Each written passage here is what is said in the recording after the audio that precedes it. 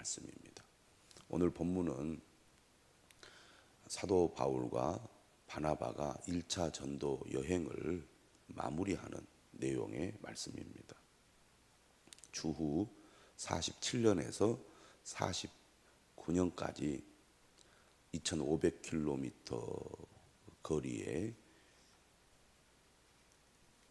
이방 지역을 돌아다니면서 복음을 전한 이야기가 1차 전도 여행인데, 오늘 그 전도 여행의 마지막 마무리 부분이라고 하겠습니다. 바울은 성령에 충만하여 담대하게 복음을 전했습니다. 하지만 바울이 복음을 전할 때 하나님의 구원의 역사만 일어난 것이 아니라 극심한 반대와 박해에 부딪혀야 했습니다. 오늘 사람들은 트라우마라는 단어들을 사용해서 끔찍하고 충격적인 경험을 하게 되면 그 다음 비슷한 일을 경험했을 때 두려워하고 또 뒤로 물러나는 그런 경험들을 잘 알고 있습니다. 겁을 먹게 되죠. 다시는 그 일을 반복해서 한다는 것은 매우 두려운 일입니다. 죽을 고비를 넘겼다면 그것은 반드시 트라우마가 되어서 똑같은 경험을 하게 되면 공포에 사로잡히게 되는 거죠. 사도 바울도 충분히 그럴 수밖에 없는 경험들을 여러 차례 하지만 오늘 본문을 통해서도 알 수 있듯이 하나님의 은혜가 바울이 겪은 트라우마를 넘어서게 하는 것을 보게 됩니다. 19절이죠. 유대인들이 안디옥과 이고니온에서 와서, 19절의 안디옥은 비시디아 안디옥입니다.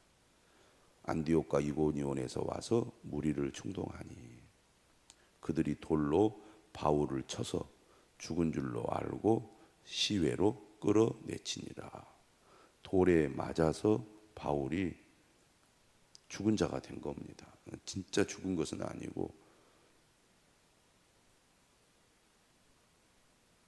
겉으로 볼 때 죽은 자처럼 보였다는 것입니다. 그만큼 심각한 부상을 당했다는 것이죠. 아마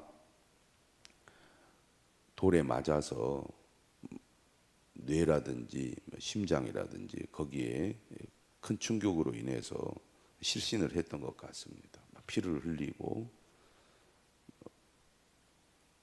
기절을 하고 사람이 죽은 것처럼 그렇게 보였던 거죠. 그래서 사람들이 죽은 줄 알고 버려버린 것입니다. 얼마나 충격적인 일입니까? 사람들이 바울을 이렇게 죽이려고 달라들고 또 바울이 복음을 전할 때 이렇게 강하게 바울을 반대했습니다. 20절, 제자들이 둘러섰을 때 만약에 바울이 혼자만 있었더라면 죽었을 것입니다. 그런데 바울과 함께 복음을 전했던 사람들이 있었기 때문에 바울은 다시 일어날 수 있었고, 그 성에 들어갔다가 어떻게 합니까? 이튿날 바나바와 함께 더베라는 곳으로 갑니다. 매일 성경에도 나와 있듯이 96km를 걸어서 더베로 가게 되죠. 96km면 지금도 먼 거리입니다. 차로 이동해도 먼 거리인데 걸어서 이동을 한다면 며칠을 걸어가야 했을 것입니다. 그런데 바울이처럼 96km를 걸어가서 더베라는 곳으로 이르게 되는데, 거기에서 몸과 마음을 추스린다든지 다시는 복음을 전하지 않기로 했다든지 그렇지 않고 21절에 보니까 복음을 그 성에서 전하여 많은 사람을 제자로 삼고, 얼마나 놀라운 일이고 대단한 일입니까? 인간적인 생각으로는 쉽게 할 수 있는 일이 아닙니다. 강한 트라우마가 생겼을 법도 한데 그가 다른 지역으로 거의 100km를 가서 또 복음을 전했다는 것은 그를 붙잡고 있는 성령이 얼마나 강하고 또 그가 성령으로 인하여 얼마나 충만한지 잘 알 수가 있습니다. 하나님의 은혜가 그의 마음에 임하고 하나님의 은혜가 그의 마음을 사로잡으니까 죽음도 두려워하지 않고 공포도 그를 막아서지 못하는 그런 사람으로 만들었습니다. 이처럼 죽음을 불사하고 십자가의 복음, 부활의 복음을 전하는 사도 바울에게 하나님께서 어떻게 역사하십니까? 많은 사람을 제자로 삼고 어떤 어려움이 있어도 하나님의 뜻을 따르고 하나님이 기뻐하시는 일을 할 때 하나님께서 많은 열매를 거두게 하십니다. 사람을 살리고 생명을 구원하는 일은 그 무엇보다도 중요한 일입니다. 하나님은 어떤 사람을 통해서 이 일을 하십니까? 어떤 어려움 속에서도 중단하지 않고 포기하지 않고 끝까지 끈질기게 복음을 전하는 사람을 통하여 역사하시는 하나님이십니다. 우리가 주님을 믿고 따를 때 반드시 어려움이 따릅니다. 반대가 있습니다. 심지어 주님을 믿고 따르는데 더 어떤 일이 더 복잡해지고 더 혼란스러워지고 더 힘들어지는 경우가 많이 있습니다. 내가 꼭 이렇게까지 해야 되는가라는 생각을 충분히 갖게 만든다는 겁니다. 그런데 하나님이 나를 어떻게 구원해 주셨는가? 하나님이 나를 이렇게 부르신 뜻이 무엇인가? 이것을 분명하게 깨닫고 아는 사람은 그런 여러 가지 장애물이 문제가 되지 않더라는 거죠.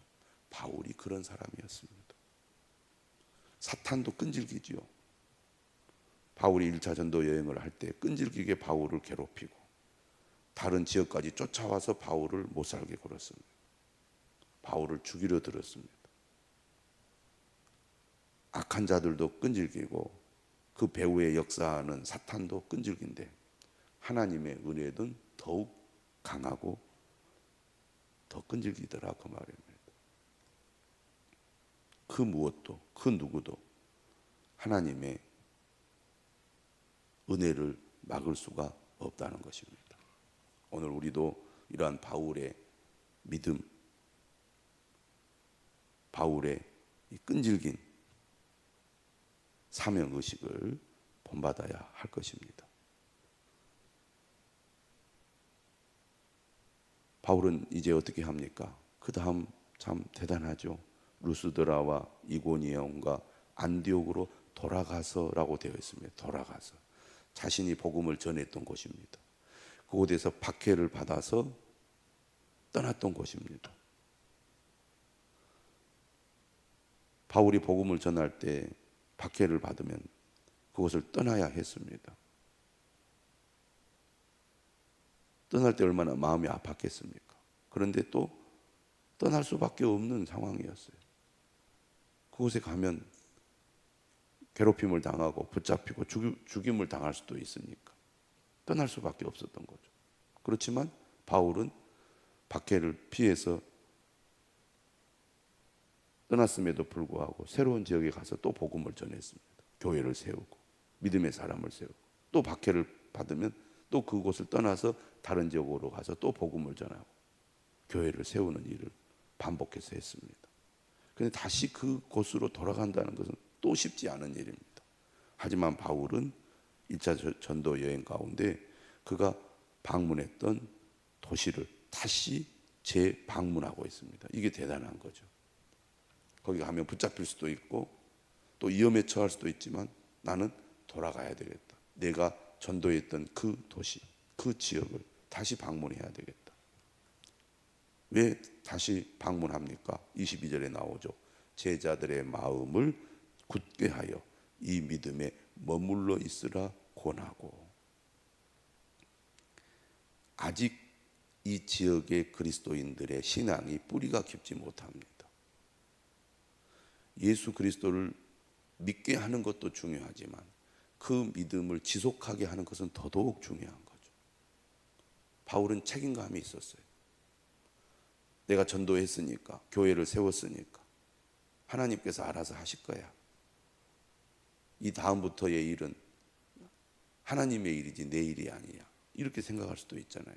어떻게 보면 또 그 말이 맞는 말처럼 보일 수 있잖아요. 근데 바울은 어떻게 생각을 했느냐? 이 초신자들이 신앙의 뿌리를 더욱 내릴 수 있도록 내가 재교육을 해야 되겠다. 이렇게 생각을 한 겁니다.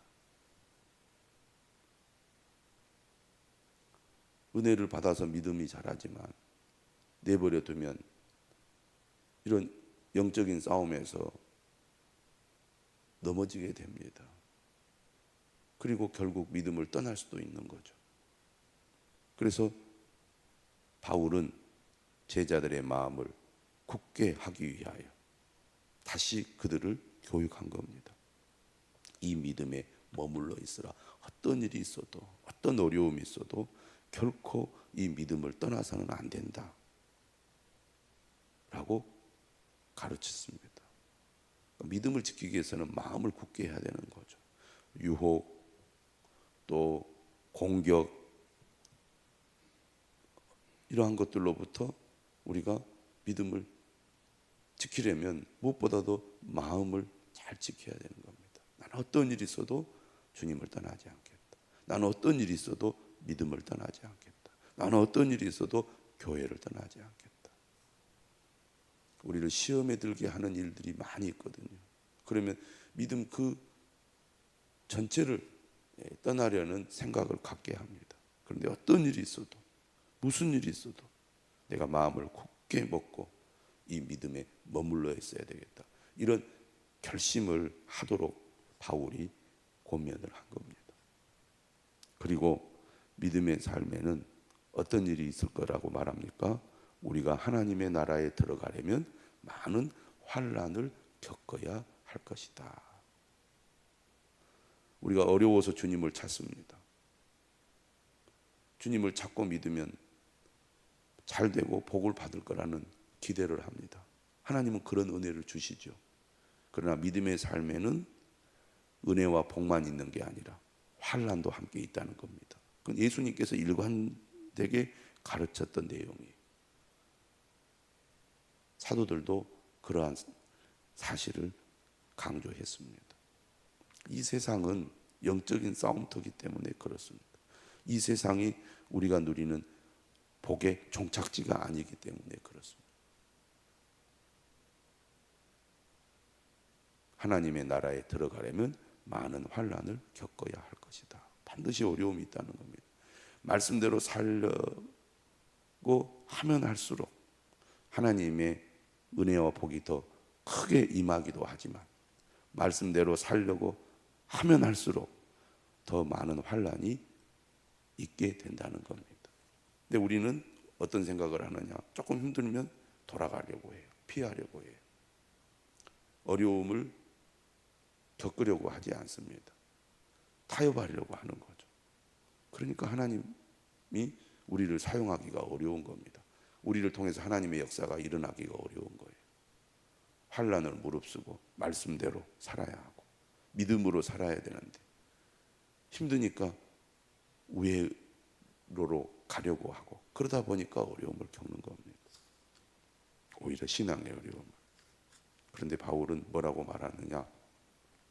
어떤 어려움이 있더라도 끝까지 믿음을 지켜야 하고 환난이 있음에도 불구하고 반드시 그것을 견뎌내야 된다. 그렇게 권면을 했습니다. 교회가 세워지려면 이렇게 굳건한 믿음을 가진 사람들이 있어야 되겠죠. 그러면서 23절에 바울이 뭘 하느냐? 각 교회에서 장로들을 택하여 지도자들을 세웠습니다. 공동체가 건강하게 세워지려면 신실한 지도자들이, 책임감 있는 지도자들이, 헌신적이고 본이 되는 지도자들이 필요하죠. 그렇지 않으면 질서가 없이 우왕좌왕할 수밖에 없을 것입니다. 어떻게 세웁니까? 금식하며, 그래서 금식 기도하며.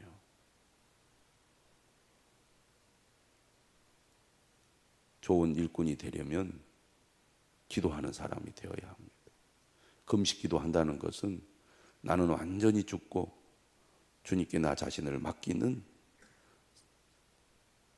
기도를 드려야 합니다. 좋은 일꾼이 되려면 정기적으로 금식 기도 해야 합니다. 욕심이 계속 내 안에서 일어나고 세상적인 생각이 늘 나를 사로잡을 수 있기 때문에 1년에 우리가 한두 번 정도는 금식 기도하면서 주님 나를 붙들어 주시고 나를 다스려 주시고 온전히 주님의 뜻에 복종하는 그런 사람 되게 해 주옵소서. 교회 지도자들은 이처럼 목숨을 걸고 하나님께 자신을 온전히 맡기는 기도를 드려야 할 것입니다. 바울이 이렇게 하죠. 그들이 믿는 주께 그들을 위탁하고. 결국 하나님께서 이 지도자들, 장로들을 붙들어 주셔야 교회가 세워질 수 있기 때문입니다. 하나님이 도와주지 않으면 안 되는 거죠. 이렇게 바울은 1차 전도 여행을 마무리하면서 이전에 전도하고 또 교회를 세웠던 도시를 방문하여 재방문하여 그들을 권면한 다음에 어떻게 합니까? 비시디아 가운데로 지나서 밤빌리아에 이르러 말씀을 버가에서 전하고 아달리아로 내려가서 거기서 배 타고 안디옥에 이르니 1차 전도 여행을 마무리하고 그들을 파송했던 안디옥, 시리아의 안디옥으로 돌아옵니다. 이곳은 두 사도가 이룬 그 일을 위하여 전에 하나님의 은혜에 부탁하던 곳이라. 그들이 이르러 교회를 모아 하나님이 함께 행하신 모든 일과 이방인들에게 믿음의 문을 여신 것을 보고하고, 그가 어떻게 그동안 복음을 전했는지 1차 전도 여행의 모든 과정을 교회 앞에 보고했습니다. 공유하는 거죠. 하나님께서 행하신 일을 함께 알고 나누는 일은 매우 중요합니다. 내가 받은 은혜를, 우리가 경험했던 하나님의 놀라운 일들을 함께 나눔으로 한 마음을 갖고 하나님의 행하신 일들을 함께 공유하는 것 얼마나 중요한지 모릅니다. 같은 마음을 가지고 땅끝까지 이르러 증인이 되는 일에 동참하는 교회, 그렇게 함으로써 2차, 3차에 걸쳐 계속해서 선교할 수 있는 교회가 될 수 있었던 것이죠. 우리도 복음을 전하고 영혼을 살리는 일에 한 마음을 가지고 함께 기도하고 함께 동참하는 그런 교회가 될 수 있도록 기도해 주시기를